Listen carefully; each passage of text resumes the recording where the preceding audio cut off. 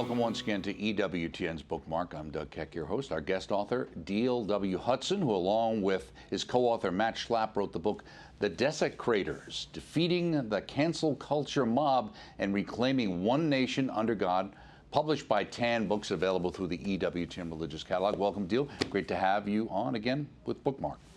It's always good to talk books with you, Doug. Very good. The Desecrators, that's a tough title. Where did that title come from? What is this book about?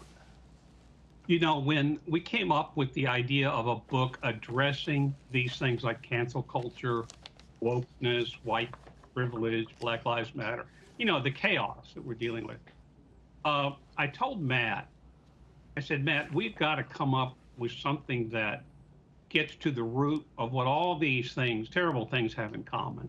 No, we can't have a title like cancel culture, blah, blah, blah. We need a title that names the enemy, that names it. And, you know, in conversation, I just said, we're really talking about acts of desecration here. We're talking about people who want to destroy all we hold sacred, not just in our nation, but in our faith, in our basic moral values.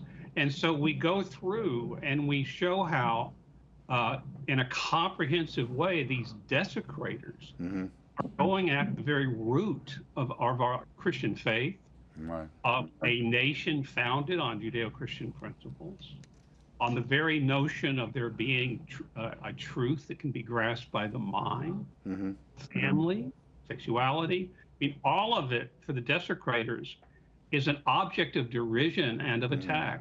Right. It's interesting, too, because as you point that out, in a sense, they're attacking all the things that we've held sacred, whether they be in the secular world or in the religious realm as well, both being attacked, right? Yeah, because the secular world contains very strong vestiges of the Judeo-Christian Western civilization that our nation grew out of. It's in the, you know, when we divide sacred and secular, we forget that it's not an absolute division at all. There's a lot of overlap, you know, especially in the way people, fundamental moral values, what we call family values, all that came out of Judaism and Christianity. Right. Now, in the foreword by Mercedes Schlapp, Matt's wife, she writes, while the desecrators seek to take control of our lives, we found a way to push back and not accept the lies of the left. We remember a time when we pledged allegiance to the American flag using the words under God and taught our children what the flag stands for, freedom. Then she goes on to say the desecrators will fail because God is in charge and the devil will be defeated, and there is no middle ground. That seems to be the case everywhere. There is no middle ground anymore. You can't sit on the fence, right? You know, Doug, I hope we have finally learned that. In other words, by we, I mean not just Catholics, Christians, or conservatives. I mean, all of us have goodwill toward everybody, or at least we should. You know, we're taught to love thy neighbor. So I've seen generation after generation of people with traditional values, with a Catholic Christian worldview, you know, try to find common ground with people in what we call the left or the far left, or they call themselves the progressives. And what I've seen time after time is they don't want common ground. Right. They want to pretend there's common ground so that they can gain a kind of smokescreen for what they're really up to, the radicality of what they're up to, the desecration. And I've seen time and time again that those kinds of attempts at common ground do not work, because the other side just ain't interested. Right. And you mentioned the fact in the introduction here, you guys write that you were being attacked by evil forces that hate both America and the church. And then you go on to say, as you were talking about, for half a century, people of faith have seen traditional ideas of morality undermined, but we were overconfident. In what way were we overconfident? We were overconfident because we didn't care about ideas as much. I mean, I'm now 72. I've been going around either teaching or talking about philosophy, theology, and literature all my life, Doug, you know, since I was in college. And constantly I would meet the businessman type who would, oh, yeah, that's interesting, but let's talk about business, or let's talk about money. And I would keep saying, you've got to care about ideas. You've got to care about what goes on in the university. You've got to care about how that is spilling over into public schools through the teachers that are educated in universities and law schools and nursing schools, all these things where these bad ideas have taken hold. The ideas that the business community was too busy to care about. In fact, they ended up funding much of it without, just because they wanted to be connected with prestigious institutions. Right. So we didn't realize, but I think some of us have known for a long time, since the 60s, that these ideas were something that we had to meet head on if it meant walking away from a lot of institutions that, frankly, we would like to have been identified with. Right. Well, you talk about the idea when a society begins to unwind, chaos ensues. And you talk about the fact that it's all about tearing things down, and you also refer to them as nihilists. And what is a nihilist, and how does that relate to the desecrators? A nihilist is simply someone who doesn't believe there's any basic foundation for morality or for knowledge. In other words, your reality is what you create. You're like a man standing in front of a blank slate. You paint yourself. You paint your identity. You paint your worldview. You paint what human happiness is. You paint what the meaning of love is, and so forth. And it's your reality, and it doesn't have to correspond to anything that measures you. And what we believe as Catholics is that we are measured. Our morality measures us. Our worldview is measured by the worldview of the church as expressed through the doctrine and catechisms of the church. In other words, the truth is something we discover. It's not something we create. Well, you're right here, but even more damaging is the Death Star strategy the desecrators have built in an attempt to destroy any vestige of mom, apple pie, and the America we once knew. Why are they so desperate to tear it down? They want to tear it down because they hate it. Why do they hate it? Why do they hate it? When I wrote a book a while back, and I think we talked about it on your show called Onward Christian Soldiers, it was about Catholics and evangelicals in the public square. Right. In my interviews, and I did about 200 interviews of major political and religious leaders, and what I came to see is these guys and these women on the left, they really hate us.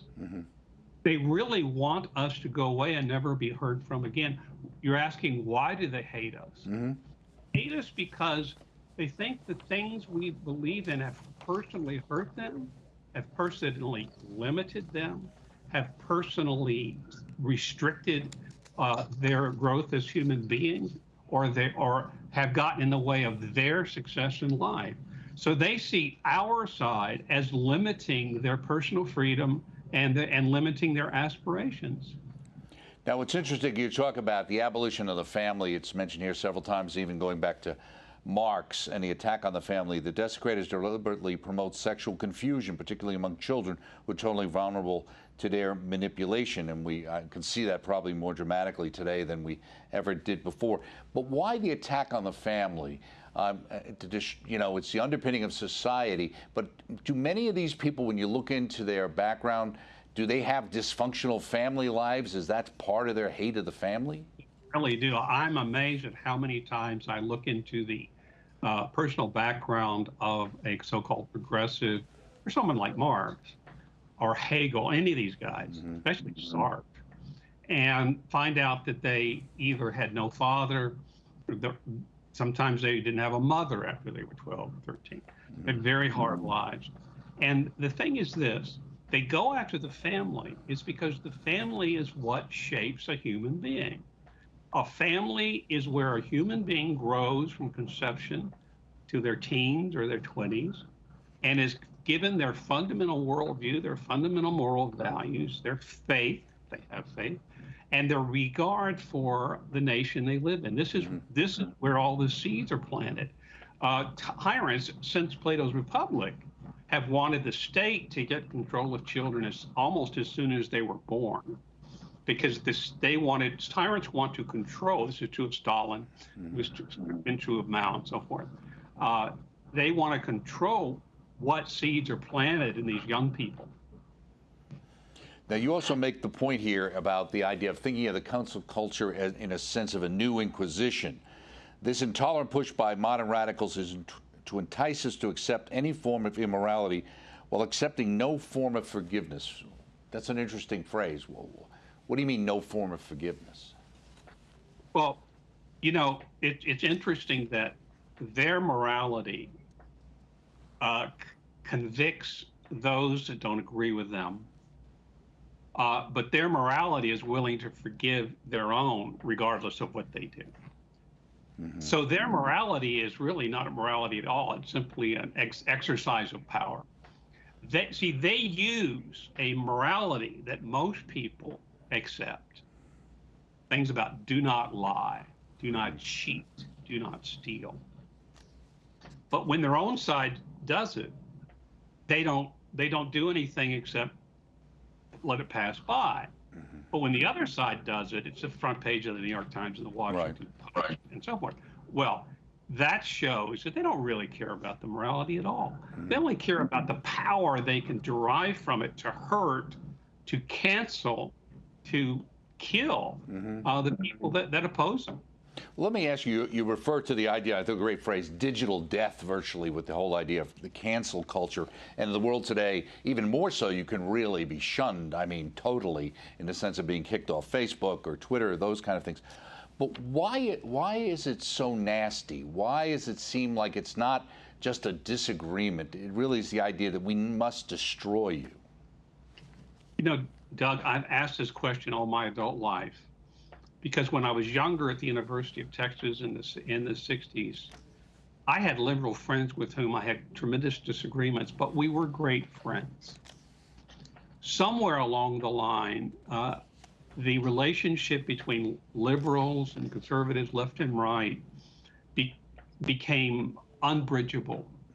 And of course, I think it came from the left, that they really consider us, and this, I think, is the root of the hatred. They consider us immoral people. And they particularly think we're racist. Way down deep, they think anybody who is patriotic, Christian, anyone who really holds up the founders of this country as people to be respected, they consider us lower on a moral scale than they are, and they think we're fundamentally racist. I'm not at all surprised that racism has become such a hot topic with the more or less the victory of the desecrators in the public square. They think they're better than us. Right. Now, you make the point here, said, no doubt what we observe about our nation's problems and what we propose to help correct them will offend some people regardless of how we say it. Why did you want to make that point? Because I'm so glad you picked that out. Because so many times when people write books or give speeches and they address these things, they pull their punches. That is, they hope what they're saying or writing finds common ground with the middle, those who are can be influenced one way or the other. As I said, and Matt Schlapp agrees, the time for that kind of sort of gentleness, that kind of rhetorical kindness is over. Why? Because we're losing. Because it's time to fight. It's time to speak and act directly. This is why now I wear a flag on my lapel. We asked the question in the book, what would happen if 75 million people, those who voted pro-life in the last election, were to put flags in their yards on the same day in this nation? It would have huge impact. Why?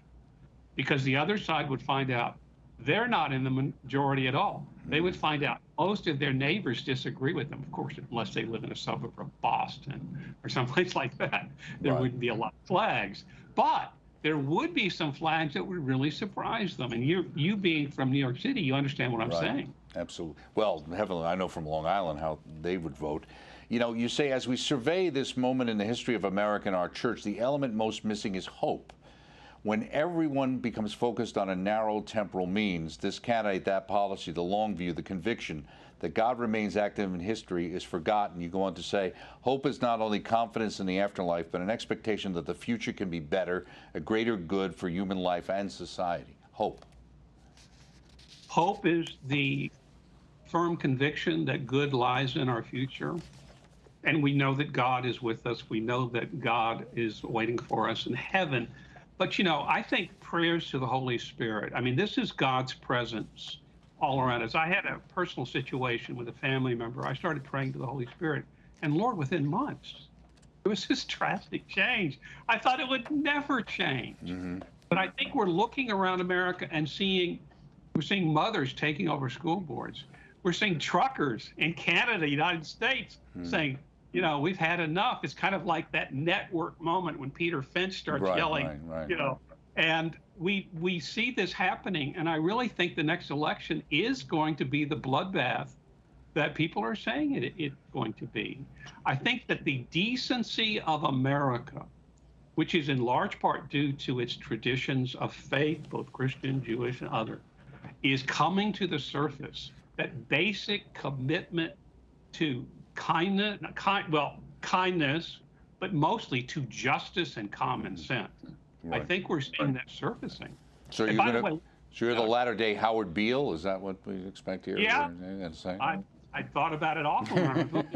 But when they talk about canceling culture, I mean, you think about canceling history. What is Christianity other than a truth that revealed in history? In other words, what is Jesus' life other than 33 years in history? What about the apostles? What about the church's help? The Catholic Church was revealed through and in history and continues to be so.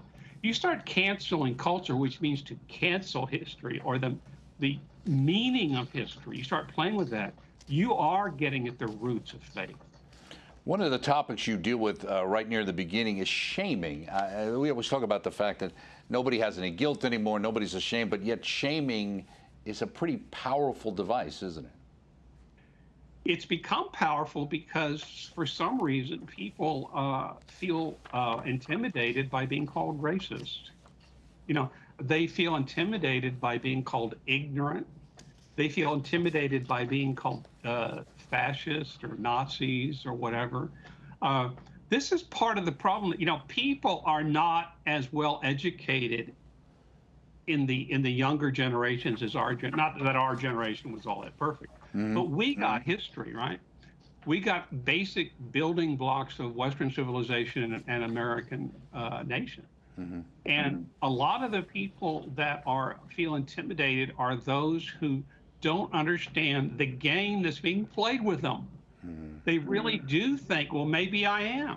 If so-and-so says I am, if that person on MSNBC, CBS, or NBC says I must be a racist if I support a certain political candidate, maybe they do believe that.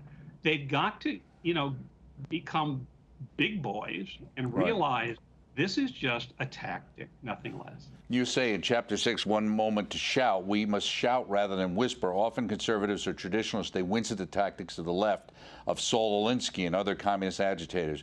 We would argue that tactics in and of themselves should, of course, be moral, but they do not have to be stale. Explain. Right. Well, this is what I'm talking. In other words, this whole a legacy that really came in with George W. Bush. This legacy of trying to pitch to the middle, to pitch to the 20% in the middle, and to what it's done is ignore the hard left. You can go ahead and pitch to the middle, but you got to hammer the far left. You've got to call out their lies. You've got to call out their ignorance, and you've got to call out the shaming tactics that they're using, and you've got to throw it right back at them. You can't let them get away with lying about you or lying about a group of people, because what is that? That's pure prejudice, and in some cases, it's reverse racism. Right. You say here, when you engage the cultural and political battle, you should expect the desecrators to use your past against you. But do not flinch. It's spiritual warfare and must be seen as a struggle that you must engage in. Absolutely, and we all have pasts. And, if you get out into the public square and Doug, you know this because you've been in media all your life. They're going to dig at you, and you can only imagine how much they dug at Donald Trump. I mean, my Lord. And so that is a cost to be paid for anyone who has the courage to stand up, whether it's at a school board meeting, or at a meeting of the city council, or at a dinner party, or at a church function, anywhere. We need people to not run and hide when the bad guys start, telling their lies, sort of repeating what they heard on NBC Nightly News the night before. Because if you start really looking at this stuff, they're just mimicking each other. There's not any original ideas. There's just this one idea or two ideas put out that evening, on the evening news, and then everybody starts parroting it the next day. Right, absolutely. I thought this was interesting, too. You say in rejecting the new narrative, because you refer to the 1619 Project and those kind of things, you say the country's not perfect. In fact, it allows for the execution of millions of unborn babies each year, but it is a force for good and is the envy of freedom-loving people everywhere. When I hear that, I say amen, and I say, how many people say, I know, but I want America to be all it can be? Well, I think anybody who's had children knows that the paucity of that line, the perfect being the enemy of the good. Right. And I think we have a wonderful nation with its problems. I wouldn't want to live anywhere else. I wouldn't want to be a citizen of anywhere else. And I really think, why is it that people stream across our borders year after year after year, and have since our founding? Exactly. You also mentioned here, I thought it was interesting, you talked about an old friend of ours, Father Benedict Groeschel, and why he was important to you. Why? Well, I used to go on spiritual retreat with him every year, just me, or maybe me and a couple of friends. And at the time, I was going through some pretty heavy guilt myself, and he would say, Deal, that's not your only sin. He would say, let the poverty you're feeling bless you. He would say, Deal, the happiest people I know are the poor. And you are feeling poor in spirit. Let that pour over you with grace. And after, a couple of times hearing that, I let it, and it did. Right. Now, you write here, our goal in writing this book is not just to identify the efforts of the desecrators to reimagine America by first destroying the effective structures created some 250 years ago, but to offer new tactics. What would some of those tactics be? I think those tactics are simply something we've seen them do. They've taken over universities almost, 99%. There's only 20 colleges in the country, maybe 30. I would recommend anybody go to. They've taken over all the professional organizations, medical organizations, legal organizations, media organizations, any professional group. And finally, they took over journalism schools, as you well know. Right, the Woodward and Bernstein effect, kind of, which we experienced. Now, in Chapter 21, canceling the support for the unborn, you say there's no reason to be surprised at a lack of Catholic outcry against the Catholic candidate for president, Joseph Biden, who was enthusiastically pro-abortion. Why wasn't there an outcry? Because the Catholic Church, including its leadership, I became a Catholic in 1984. And I was completely surprised by what I discovered, because I had been a 10-year journey on the way to the church. And I was pro-life before I got into the church. And I was surprised, and I continue to be surprised by the lack of leadership at every level, lay, clerical, on the life issue. And I'm totally surprised at how often pro-life leaders have obstacles thrown in their way. Right. To their work. And this is not to defend everything they do, okay? But on the other hand, we would not have pro-abortion Catholic leaders like Biden and Pelosi if there had been greater, more committed, more outspoken leadership. Well, you quote a document in here. You talk about tips for conducting candidate forums, cover a broad range of issues. Focusing on one issue will create the appearance of endorsing some candidates or others. A broader focus will be more effective. Well, isn't it sad that I don't know if that was a bishops' conference or just one state conference, but that particular instruction said that the abortion, the pro-life issue belongs to one political party. I mean, there's a tragedy in that.